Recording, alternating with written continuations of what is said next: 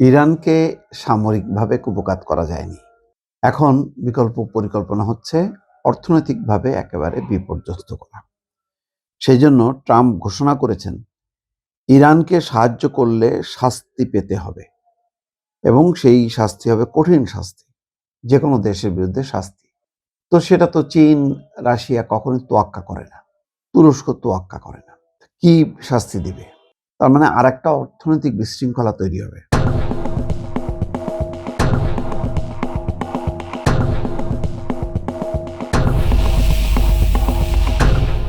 ইরানের অর্থনীতিকে লক্ষ্য করে নতুন অর্থনৈতিক অবরোধের ঘোষণা দিয়েছেন মার্কিন প্রেসিডেন্ট ডোনাল্ড ট্রাম্প।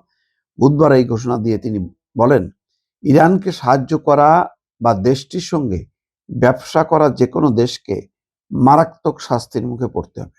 সংযুক্ত আরব আমিরাত অলরেডি সমস্ত বৈদেশিক বাণিজ্য এবং লেনদেন বন্ধ করছে।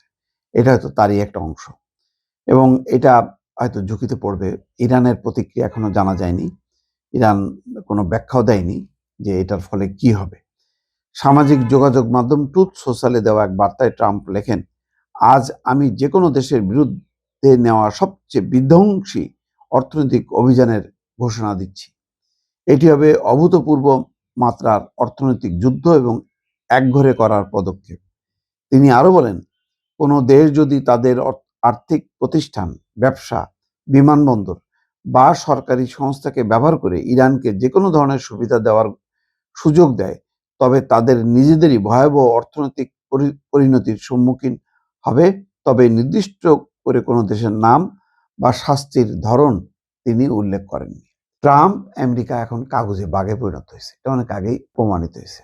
ট্রাম্পের কথায় দুনিয়া চললে সে যেভাবে চাইছে সেইভাবে কি চীন, রাশিয়া, তুরস্ক বা অন্যান্য দেশ কি রেসপন্স করছে না।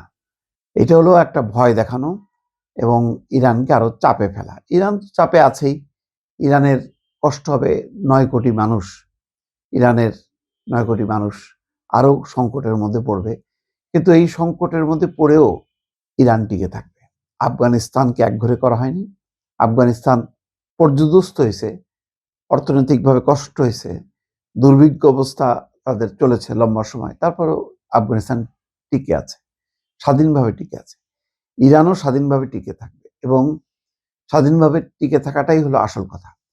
আর আমেরিকা যা যা পরিকল্পনা করছে, এটা মনে করার কোনো কারণ নেই সেগুলোতে চীন বা রাশিয়া সহযোগিতা করবে।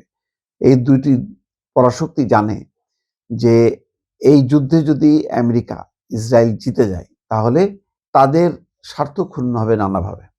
ইরানের সাথে চীনের বাণিজ্যিক স্বার্থ আছে।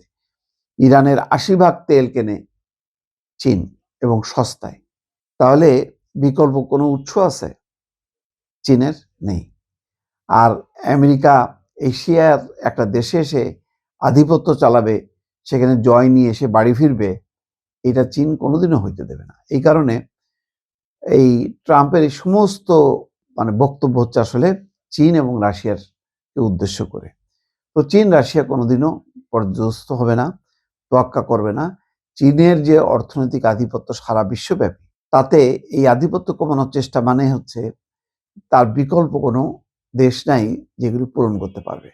ফলে আর একটা অর্থনৈতিক দুরবস্থা বিশ্বব্যাপী। ইরানকে অর্থনৈতিকভাবে পর্যদস্ত করলে বিশ্বে অর্থনৈতিক অবস্থা আরো 12টা বাজবে।